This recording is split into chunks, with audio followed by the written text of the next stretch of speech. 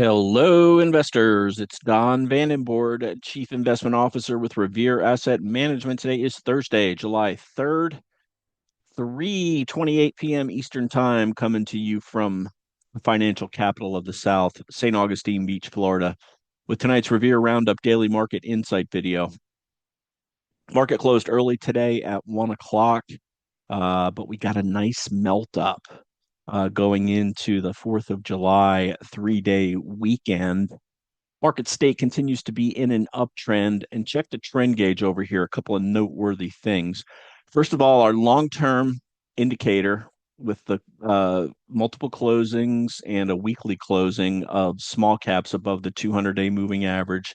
That was the last holdout, getting us to a green arrow on our long-term trend.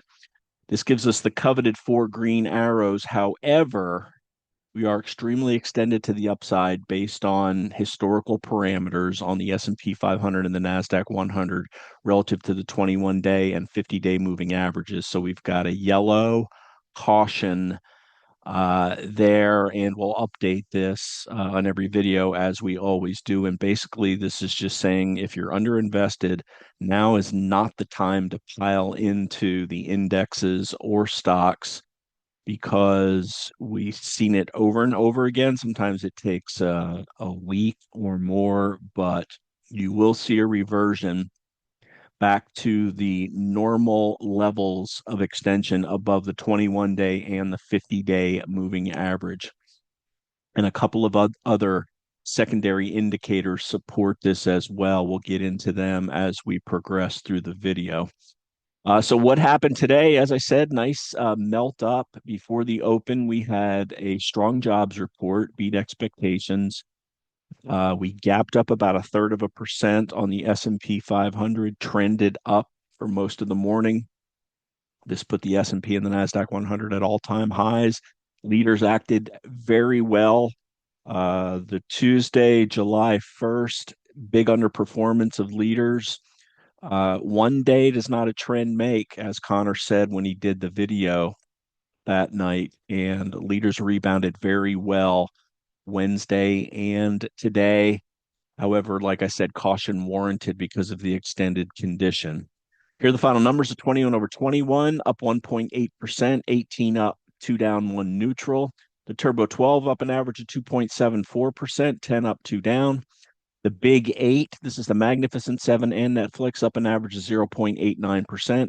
The RG8, this is our 8 growth ETF composite developed in 2021 as a better way for us to keep our finger on the pulse in across growth stock land, up an average of 1.08%.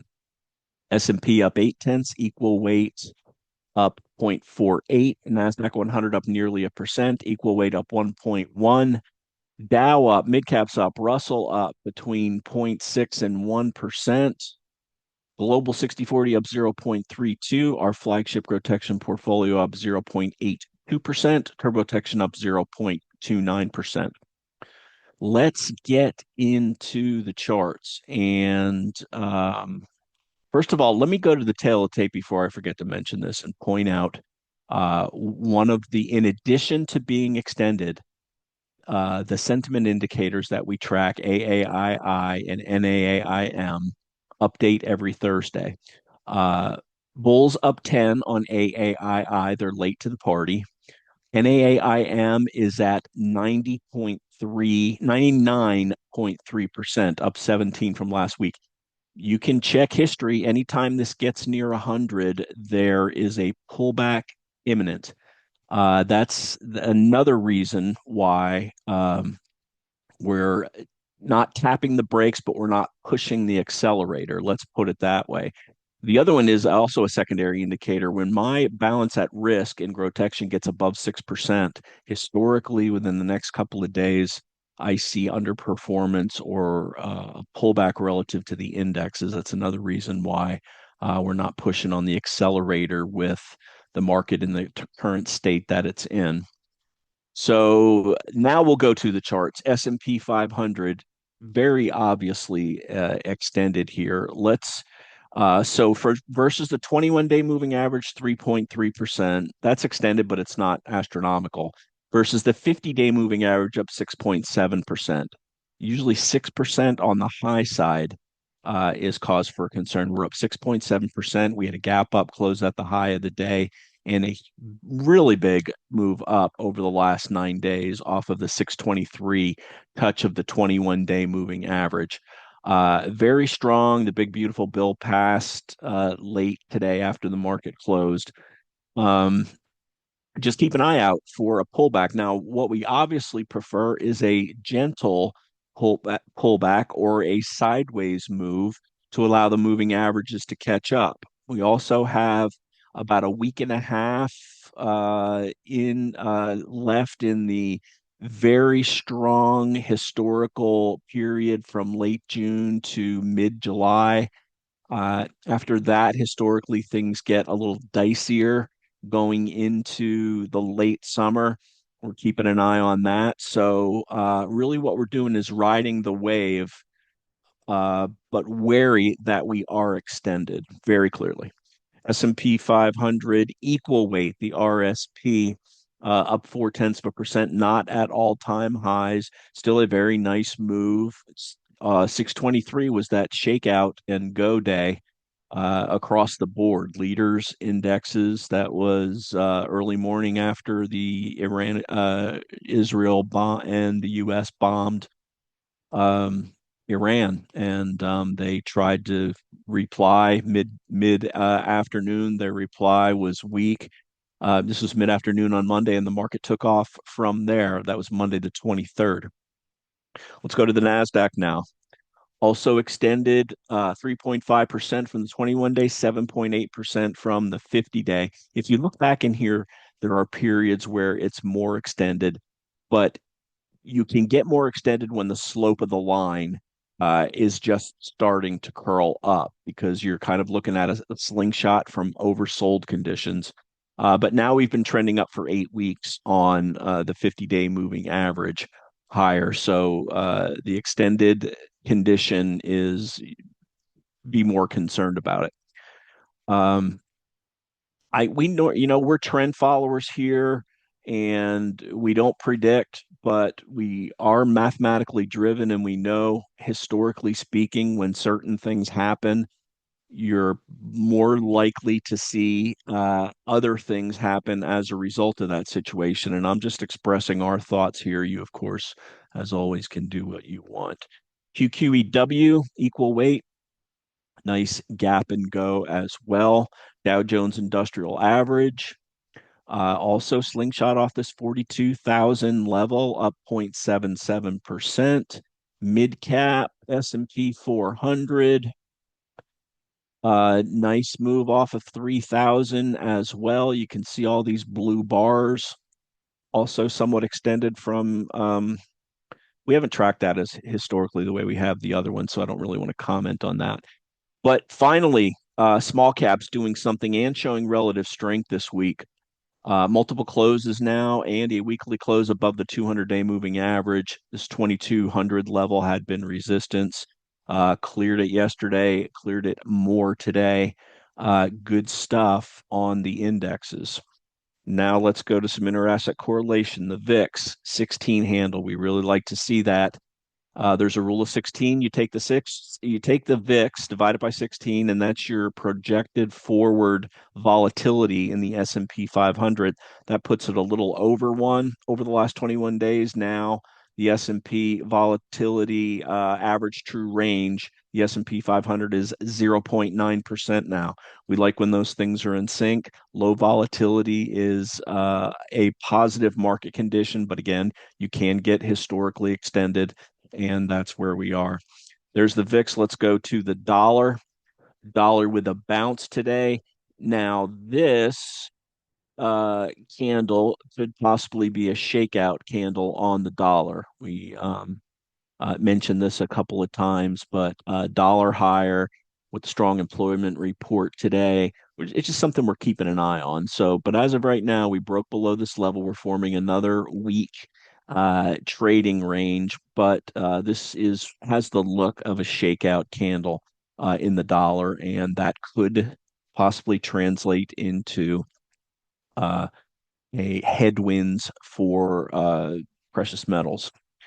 Let's go to precious metals now. So dollar up, precious metals down, gold down 0.8%. That's in a flat base. Gold stocks positive on the day, also in a 3+ week flat base. Silver toward the top of its range, up 0.78%.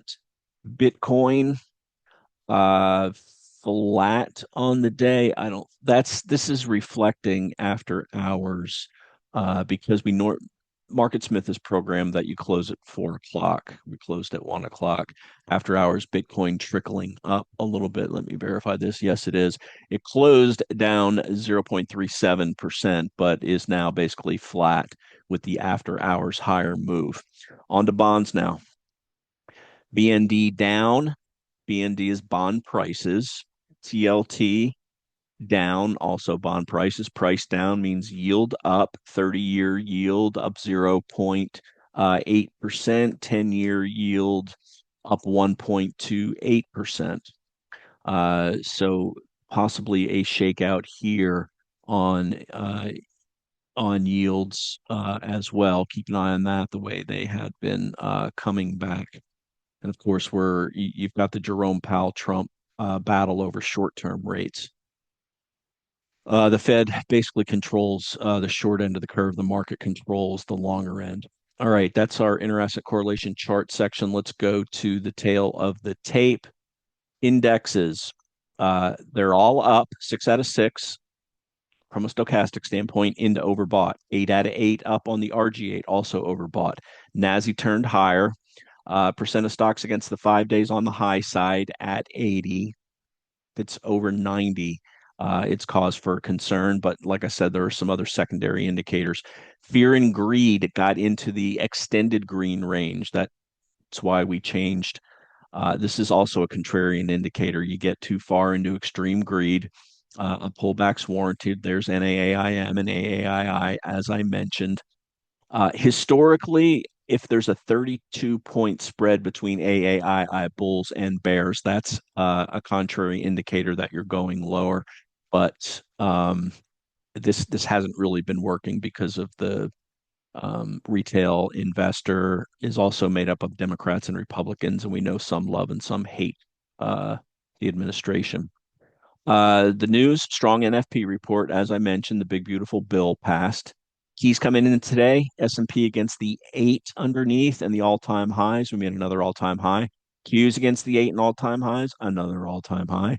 Russell against the 200-day moving average and the 8. The ADMA has cleared the 200-day moving average on Russell, so now we'll monitor it against the short-term moving average. Day count up 7 out of 9 off that 21-day moving average move on 623. 9 days above the ADMA, 49 days above the 21 EMA. Our expectations remain positive. Of course, add that caution in there because of extended, as I mentioned. There's the S&P ATR, 0.9%. We'd like to see that. As far as sectors go, to the upside today, solar, all kind of software, big software, cloud software, security software, all strong today. And that feeds into XLK, the tech spider sector that was up. On the downside, oils, basic materials, and staples. No changes in any of the portfolios. You can see what we have here. That's highest to lowest by index ETF, sector ETF, and then individual names. Adjusted beta 1.36 for GROTECTION, 6.28% balance at risk. Turbo, 1.80% adjusted beta, 6.11% adjusted balance at risk. But the bottom line on the day, S&P and NASDAQ launched all-time highs again. Leaders strong, clear flex, but caution due to the extended indexes. The keys into Monday, ADMA to the downside, all-time highs to the upside on the S&P and the NASDAQ 100, and the Russell. Just watch the 8 EMA as it trails up behind price. Charts now. We'll review what we own and To be clear, uh, when you had a shakeout like we had on Tuesday in growth names, you really want to focus on the low of that day.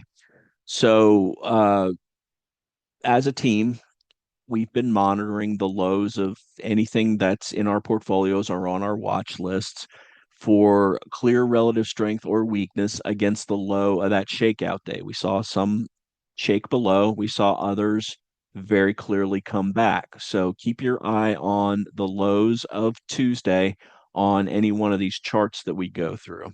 So Palantir over the last week has shown a little bit of relative weakness, multiple closes below the 21, but closed right on the 21 today in the week. GE Vernova had a big shakeout on Tuesday, climbing back over the past 2 days. Robinhood, very strong stock, down a little bit of a pullback today. Pullbacks have just been buying opportunities on this, and that's kind of how we're treating it in house as well. I took some both Turbo and Grow took some profits when it was extended earlier in this week, looking to add that back. Spotify, one close below the 21, back above it today. Nvidia, all-time highs, nothing bearish about that. NBIS, no adds to this after the initial buy and grow. It's not really doing anything wrong. It has a wide ATR. You can see here 8.71%.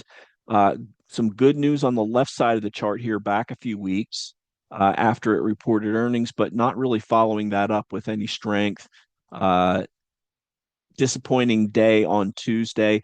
Did poke its low below the low of that and closed basically right on the low of Tuesday. So that's another negative sign for this, but we haven't jettisoned it yet as we don't need to free up capital. And like I said, all things considered, it's acting okay. Shake Shack added yesterday, showing the after. Shack actually closed up a 0.5%, but wide trading range after hours, now showing it down percent. But uh, watch for it. It's right around the top of this base, kind of going sideways over the last week. Very nice setup. Let's go to what else we own.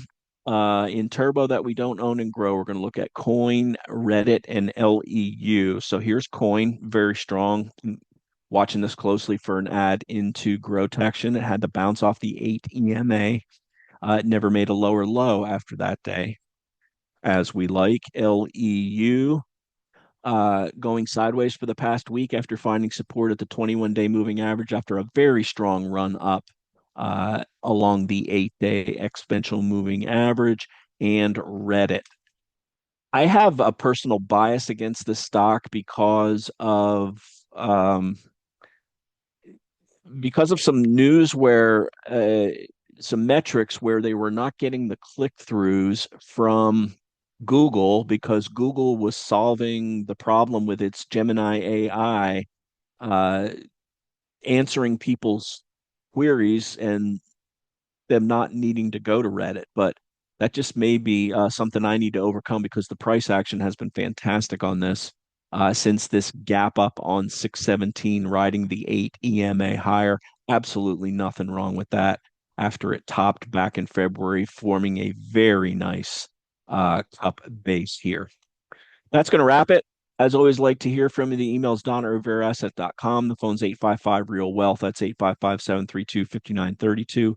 We're all over social media, YouTube, X, Instagram, and TikTok. Please like, share, and subscribe, especially YouTube. It helps get the word out to people looking for help with their portfolios. We want to get in their stream. We want to explain our case for smart active management, common sense active management. Our numbers prove you can outperform in uptrends and also lose less during downtrends. And give us a shout if you have any questions about that. Both of our portfolios, GROTECTION and TurboTection, designed to grow assets during uptrends, get out of the way during severe downtrends. But hey, we're in an uptrend right now, riding the wave. But obviously, as I mentioned, a bit extended to the upside. And with that, I'll wrap it for Thursday, July 3rd. Have a lovely 3-day weekend, Independence Day in the best country ever created. Thanks for listening and have a great weekend.